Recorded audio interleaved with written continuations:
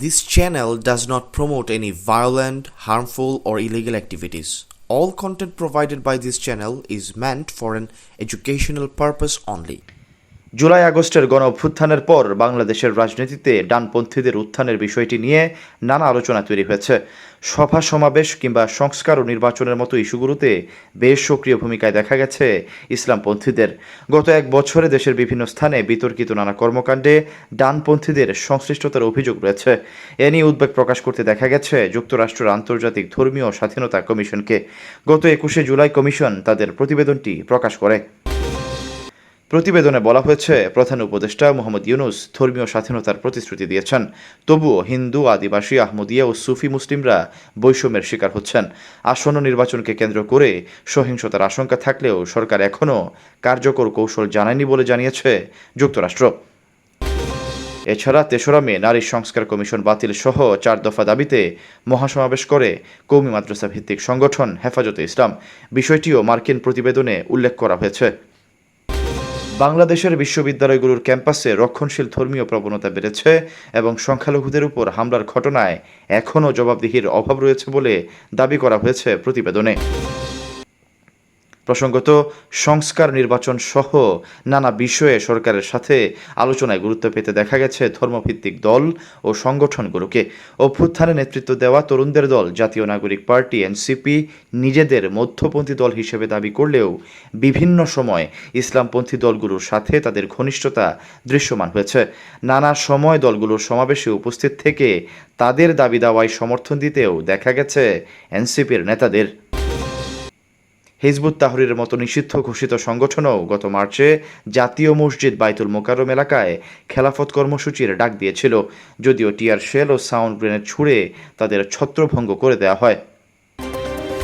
এছাড়াও গত এক বছরে রোজার সময় খাবারের দোকান বন্ধ, দেশের বিভিন্ন জায়গায় মাজার ভাঙা, থিয়েটার বন্ধ, বাউলদের বাদ্যযন্ত্র ভাঙচুর ও নারীদের ফুটবল ম্যাচ বাতিল কিংবা ওড়না না পরায় হেনস্থার মতো অনেক ঘটনা ঘটেছে, যেগুলোতে ডানপন্থীদের সংশ্লিষ্টতার অভিযোগ ছিল।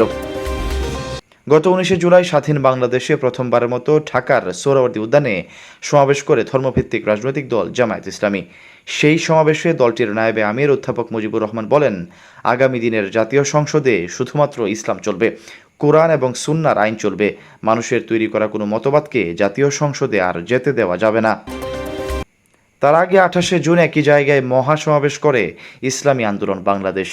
সংস্কার, জুলাই হত্যাকাণ্ডের বিচার ও পিআর পদ্ধতিতে জাতীয় নির্বাচন আয়োজনের দাবি জানায় তারা। সম্প্রতি দৈনিক প্রথম আলোকে দেওয়া সাক্ষাৎকারে দক্ষিণপন্থীদের উত্থান নিয়ে দেশের অন্যতম প্রধান দল বিএনপির মহাসচিব মির্জা ফখরুল ইসলাম আলমগীর উদ্বেগ প্রকাশ করেছেন, জানিয়ে দেশে বিদেশে তোলপাড় শুরু হয়েছে। দক্ষিণপন্থীদের উত্থান নিয়ে বিএনপি মহাসচিবের উদ্বেগের বিষয়টি আলোচনায় এলে এর প্রতিক্রিয়া জানায় ধর্মভিত্তিক রাজনৈতিক দল ইসলামী আন্দোলন বাংলাদেশ। লিখিত এক বিবৃতিতে তারা জানায়, বিএনপি মহাসচিবের বক্তব্য আন্তর্জাতিক অঙ্গনে ভুল বার্তা দেবে। আমরাও বাংলাদেশে রাজনীতি করছি, আমরা তো এমন কোনো শক্তির উত্থান দেখছি না। বিবৃতিতে উল্লেখ করেন দলটির মহাসচিব ইউনূস আহমদ। অনেকটা একই কথা বলেন বাংলাদেশ জামায়াত ইসলামীর সেক্রেটারি জেনারেল অধ্যাপক মিয়া গোলাম পারওয়ার। তাদের দাবি, গত 15 বছর যে গণতান্ত্রিক অধিকার থেকে তারা বঞ্চিত হয়েছে, ফেসিবাদের পতনের পর তারা সেই অধিকার ফিরে পেয়েছে। অন্য অনেক রাজনৈতিক দল দৃশ্যপটে অনুপস্থিত থাকায় ডানপন্থী দলগুলোর কর্মকাণ্ড বেশি চোখে পড়ছে। বিশ্লেষকরা বলছেন, অগাস্টের অভ্যুত্থানের পর দেশে যে রাজনৈতিক শূন্যতা তৈরি হয়েছে, সেটার সুযোগ নিচ্ছে ডানপন্থী দলগুলো। তবে এর প্রভাব কতদূর গড়াবে তা নির্ভর করবে নির্বাচন পরবর্তী সরকার গঠনের উপর। বাংলাদেশের রাজনৈতিক আবহাওয়া এখন একটি গোমট পরিস্থিতি বিরাজ করছে। কখন কি হয়, কি হবে, এ নিয়ে নানা গুজব ছড়িয়ে পড়েছে। এই অবস্থায় পুলিশের স্পেশাল ব্রাঞ্চ থেকে দেশের বিভিন্ন পুলিশের ইউনিটে পাঠানো একটি চিঠিতে 11 দিনব্যাপী বিশেষ সতর্কতার নির্দেশ দেওয়া হয়। এসবির রাজনৈতিক উইংয়ের ডিআইজি স্বাক্ষরিত এক চিঠিতে জানানো হয়, আওয়ামী লীগ গোপনে সংঘবদ্ধ হয়ে হামলা বা সহিংসতা ঘটাতে পারে এমন গোয়েন্দা তথ্য রয়েছে। যদিও এসবির এই 11 দিনের সতর্কতার চিঠির বিষয়ে কিছুই জানে না বলে জানিয়েছেন পুলিশ মহাপরিদর্শক বাহারুল আলম। দেশে দক্ষিণপন্থীদের উত্থান, রংপুরের গঙ্গাচড়ায় হিন্দুদের বাড়িঘরে হামলা ও লুটপাট, মার্কিন যুক্তরাষ্ট্রের উদ্বেগ 11 দিনব্যাপী যে বিশেষ সতর্কতা জারি করেছে সেই মুহূর্তে দেশে জরুরি অবস্থা জারি এবং শেখ হাসিনা ফিরে আসতে পারেন বলে মন্তব্য করেছেন রাজনৈতিক বিশ্লেষক অধ্যাপক ডক্টর নাজমুল আহসান করিমুল্লাহ। যেই প্রচারণাটা সম্প্রতি নতুন মাত্রা যোগ করেছে, যেটা আমাদের কানে এসছে, সেটি হচ্ছে যে অচিরেই হয়তো আপনার একটি এমার্জেন্সি গভর্নমেন্ট বর্তমান রেজিমকে রিপ্লেস করবে এবং সেই রেজিমটি হবে নিউট্রাল রেজিম, এখনকার মতো হস্টাইল টু আওয়ামী লীগ বা শেখ হাসিনা প্রতি নয়।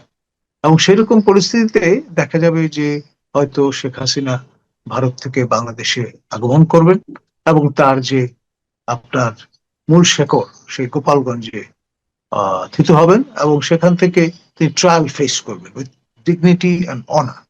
আপনার it's a long run process, হয়তো যতদিন আপনার এই মামলা মোকদ্দমাগুলো যেগুলো রুজু হয়েছে সেগুলো এক্সস্ট করতে সময় লাগবে। আপনি খেয়াল করে দেখেন আমাদের দেশনেত্রী মাননীয় সাবেক প্রধানমন্ত্রী খালেদা জিয়া, তিনি কিন্তু তার সমস্ত এই যে অভিযোগগুলো ছিল, যে মামলাগুলো দায়ের করা হয়েছিল, ফেস করেছেন এবং আপনার অলমোস্ট এক্সস্টেড বলতে পারেন শারীরিকভাবে, কিন্তু মানসিকভাবে তিনি ছিলেন একেবারে দৃঢ় চেতা, দৃঢ়, এবং সে কারণে সে শব্দেই যেই তকমাটি তার আছে যে তিনি আপসীন নেত্রী, সেটি কিন্তু সে শব্দই এখন পর্যন্ত অটুট আছে।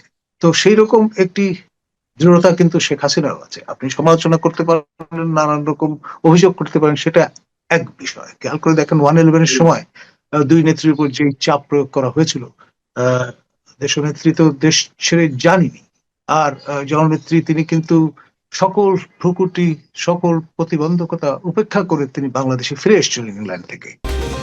রাজনৈতিক বিশ্লেষকরা মনে করেন জুলাই সনদ ও তত্ত্বাবধায়ক সরকার ব্যবস্থা নিয়ে রাজনৈতিক দলগুলোর মধ্যে ভিন্ন মত, অন্তর্বর্তীকালীন সরকার ও নির্বাচনের তারিখ ঘোষণা নিয়ে গড়িমসি, বিএনপি, জামায়াত ও এনসিপির চাঁদাবাজি, রাজনৈতিক মাঠে আওয়ামী লীগের ফিরে আসার প্রস্তুতি, মার্কিন যুক্তরাষ্ট্রে 35% রপ্তানি শুল্ক নির্ধারণ, এমন পরিস্থিতিতে বাংলাদেশ অনিশ্চিত পথে যাত্রা শুরু করেছে।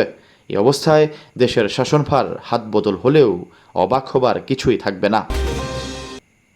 Syed Sakib, BN news 24। আমার সোনার বাংলা, আমি তোমার